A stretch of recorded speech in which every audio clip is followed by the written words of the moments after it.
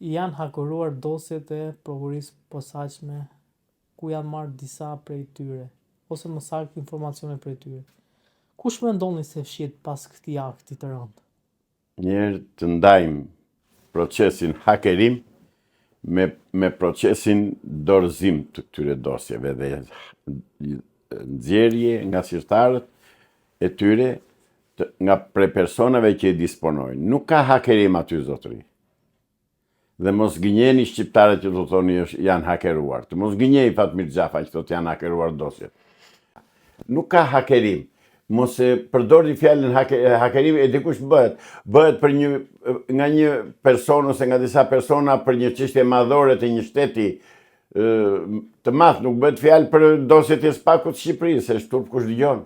Jo më zotëri, nuk ka SPAK fare.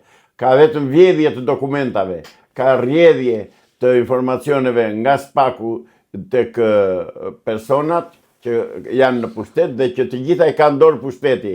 Sot pushteti kriminal, antikombëtar, i shitur në Shqipëri ka gjithçka në dorë dhe i bën ai të tëra këto lojrat me qëllim që të shpëtoj jo vetëm këta që janë futur akoma në kampin e 313-ës, po dhe ata që janë brenda.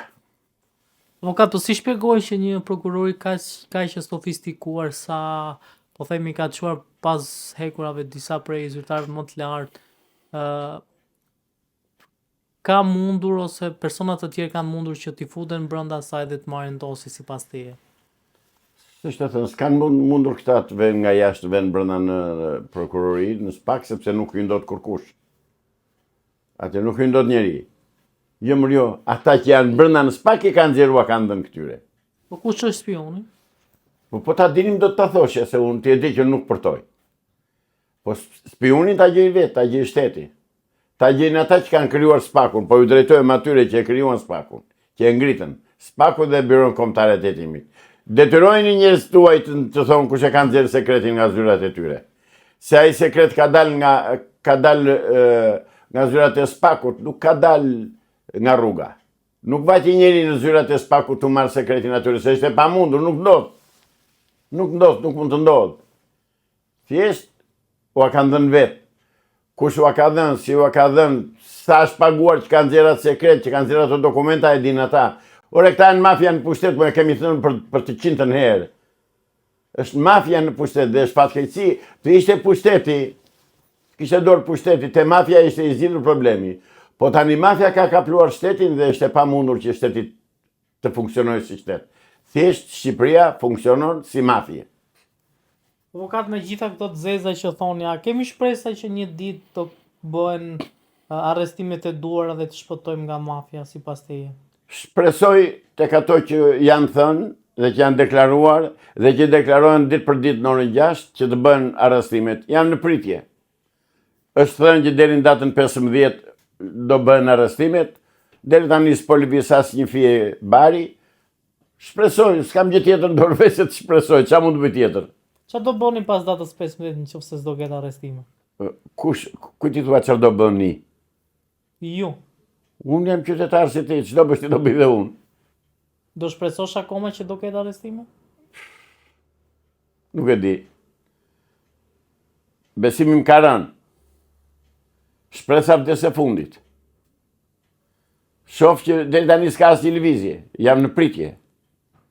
Jam në pritje, jemi në pritje që të shikojmë çfarë do bëhet. Praktikisht Shqipëria është në përfyti. Jo më larg se dje, Çifuti kryeministri shqiptar, se çifut Edi Rama, dhe ta mohoj ai tërë ditën dhe di ketë dajot nga vunoj. Ai është çifut. Dhe është nga çifutit e Beratit, të njohur historikisht që ka pasur çifut në Berat. Se s'ka rënjë familje ti soi ti këtu në Shqipëri. Se në na qeverisi njerëz pa rënjë ishte Enver Hoxha në Gjirokastër, pa rënjë ishte dhe ky. Janë të ardhur. Pra, çifuti Edi Rama bëri marrëveshje me kryeministrin izraelit për të sjellë këtu ata çifutët e Palestinës, të Gazës, ku diun çdo sjellin. Nuk e di partnerët tanë perëndimorë, ma tanë Atlantikut, çfarë thonë për këtë? Se nga një ranë thonë që do t'i bashkojmë trojet shqiptare me pjesë të shkëputura që na ka marrë Londra në 1913, nga ana tjetër del ky Çifuti dhe thotë do vjen 100.000 palestinezë aty. Qa po bëhet? Unë nuk jam ligjin e të gjykoj se çfarë po bëhet, se s'kam gjendor, s'kam informacion, vetëm del nga media, se s'kam nga t'i gjej. Por logjika më thotë që këtu deri tani po faktet tregojnë që deri tani po bëhet çfarë thot kryet Çifuti Edi Rama dhe mendoj që aty do shkojnë ato që thot ai se s'ka kush të dalë përpara. Si del kush i thot stop. Dhe në këtë kemi pritur dhe presim të dalë dikush i thot stop Edi Rama. S'po del njeri, s'di çfarë të them. Avokat, disa javë më parë Donald Trump prezantoi një ndër avionët më luftarak dhe më inteligjent që do ketë, po themi, armata ushtarake të Shtetet Bashkuara të Amerikës. Po Shqipëria çfarë po bën? Kush? Shqipëria çfarë po bën? Shqipëria është në pritje. Po i dhanë mirë, po si dhanë, s'ka çfarë bën Shqipëria. Shqipërinë e qarmatosën zotëri.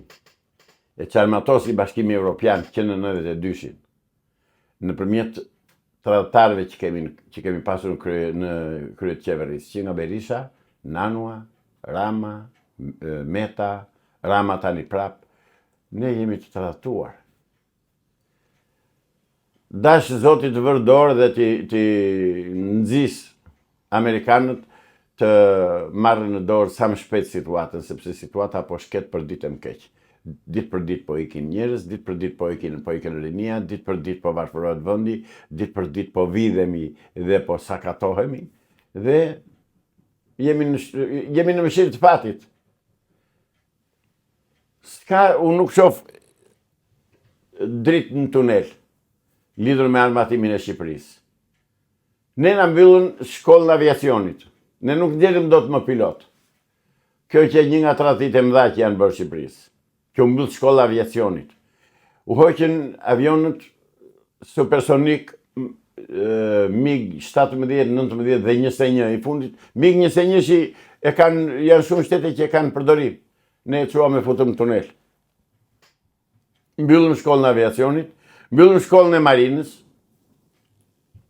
Ne jemi dënuar, nuk e di kush na ka dënuar dhe pse na e bën këtë tradhti. Se di. Avokat thuhet që do hapet një fabrikë armësh në Shqipëri. Do hapin ndonjë fabrikë prodhimi pistoletash edhe kalashnikovësh. Se çfarë armësh do prodhojnë? Do prodhojnë raketa? Çfarë armësh do prodhojnë? Jo më zotëri, do prodhojnë armë këmbësorie që si hyjnë as dreqit të punë. Sot ai s'të vjen me armë këmbësorie tyja. Sot ai vjen të hedh raketat në për bunkerët që kanë mbetur akoma nga koha e verit, të hedh në për pallate, të rafshon edhe ai miru pafshim. Kur s'ke mbrojtje kurajrore. Kur s'ke raketa kurajrore. S'ke.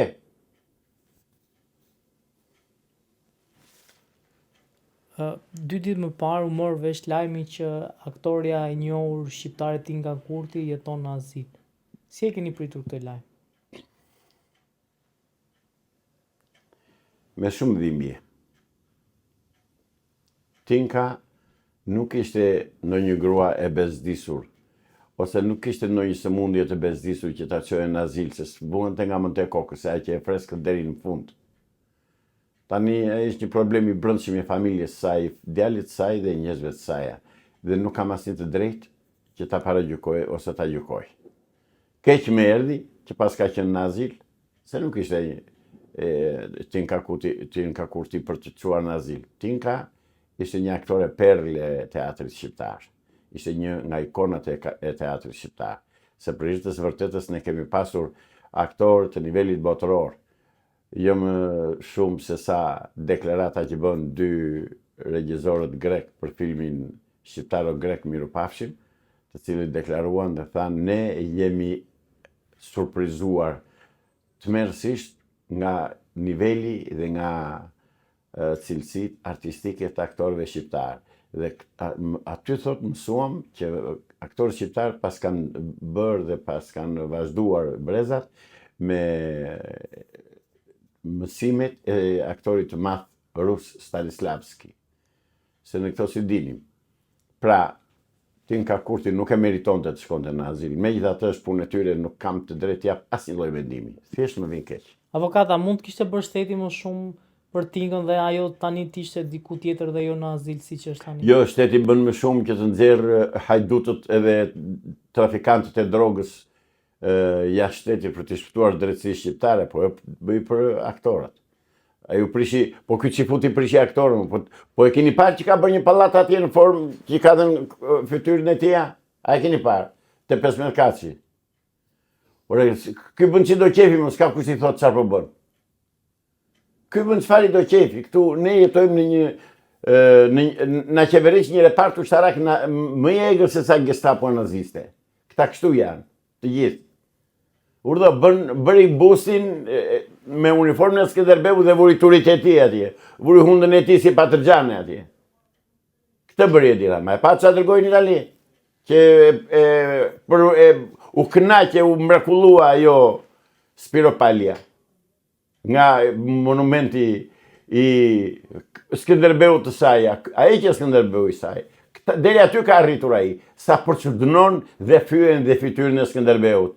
Dhe unë nuk e di, ku janë këta katolikë shqiptarë? U pyes mërive të fesë katolike dhe të katedrales katolike, priftërinjt, ku i kini? Ku i kini? Pse lejuat një gjë të tillë që të shkonte në Itali një fytyrë e Edi Ramës me uniformën e Skënderbeut? Pse kështu? Pse keni rënë kaq poshtë dhe ju? Jini bler? Avokat, në një nga emisionet më të ndjekura shqiptare, pikërisht në Big Brother, aktori i njohur Lert Vasili, në një debat që pati me një prej banorëve, tha që, domethënë, Allahu Ekber thuhet vetëm kur priten koka. Kush e tha atë? Nga e mësoi ai, se ai ishte krishterë ortodoks. Ku e gjeti? Si u duket kjo deklarim? Është antikombëtare, antishqiptare është, ja po ta them unë. Ore, që pun këti se që përdor turku Allahu Ekber, apo e them unë në emër të Zotit. Se Allahu Ekber në Shqip me që di unë përkthehet në emër të Zotit. Këtë në emër të Zotit e thonë dhe katolikët, dhe ortodoksët, dhe budistët, dhe kushdo cila do fe në botë, flet se gjas me flet në emër të Zotit. Që pun ka ai që do thotë Allahu Ekber thuhet vetëm kur priten koka. Do me thënë që po u dëgjua shprehja Allahu Ekber në Shqipëri, përgatituni të priten koka. Atë paralajmëron ai. Po e ka gënyer shoku. Ka gënyer për kohën kur ka qenë në Greqi. Se thotë më kanë rrahur, janë persekutuar, nuk është e vërtet. Qofse ka ndonjë që ka folur në Greqi për çështjen kombëtare nëpër mediat greke, është vetëm ky zotëria që u flet përballë të nderuar qytetarë shqiptar. Dhe s'më preku njeri një fjalë, një majgjilpëre nuk më preku, kurkush. Po nga fillimi që fillova debatet në televizionin grek në mars të 99-s, në 26 mars, derisa i kanë 2005-ën, nuk më tha njeri ç'është kjo që po bën. Pra këta vini dhe shesin patriotizëm, po jo me mua, se unë kam qenë atje.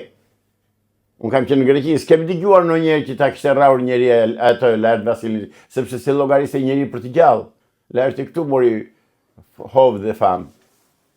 Duhen merren masa për këtë deklaratë që ka bërë ai? Atë ka shteti.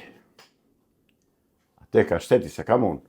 Atë kanë shërbimet e caktuara që janë kundër këtyre propagandave, kundër këtyre nxitjeve, kundër këtyre fyerjeve dhe ofendimeve që u bën feve të ndryshme. Ka filluar një fushat e madhe, shumë e madhe. Katolikëve, sidomos në Kosovë, kundër fesë islame. Dhe në fakt nuk bëhet kundër fesë. Ata e motivojnë që kur gjasme ne luftojmë fenë islame se ne e përruj turku. Nuk është e vërtet. Lufta bëhet kundër shqiptarëve, sepse 70% e shqiptarëve janë muslimanë. Pra ti kur ushan fenë atyre, ke shar ata je kundërvën atyre, dhe ti s'mund t'i detyrosh ata të bëhen katolika apo ortodoks se do ti. Dhe ka filluar një fushat e jashtëzakonshme, pa zhurmë, pa bujë në media, por shikojni në rrjetet sociale. Do shikoni një Markulosa, si që quajnë atë, ka edhe një zë si miu i mureve ai, që flet dhe nxjerr shpif dhe sajon ajete të ndryshme kuranore ose hadithe për të ofenduar dhe për të tallur shqiptarët.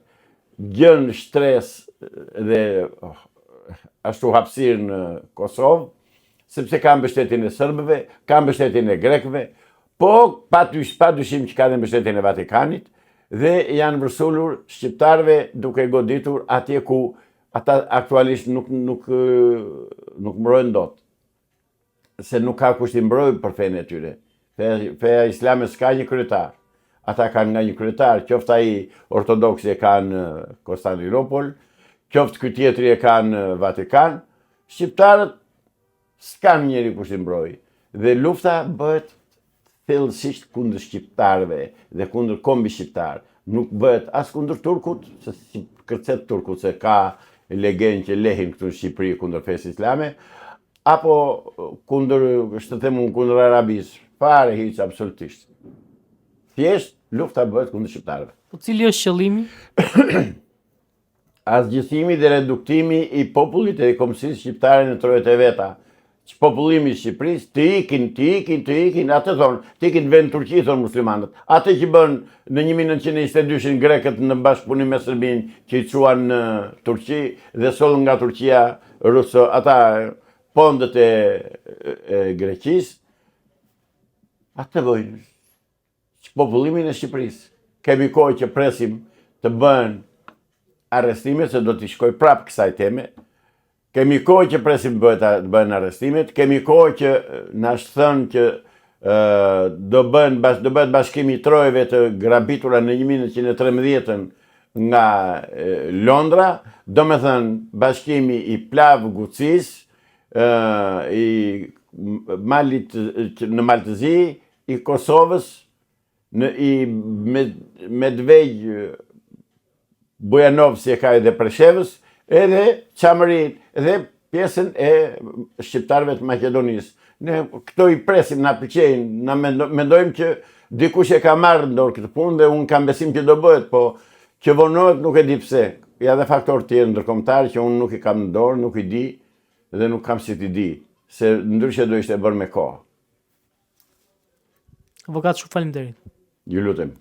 Kemi ndonjë gjë tjetër? Jo.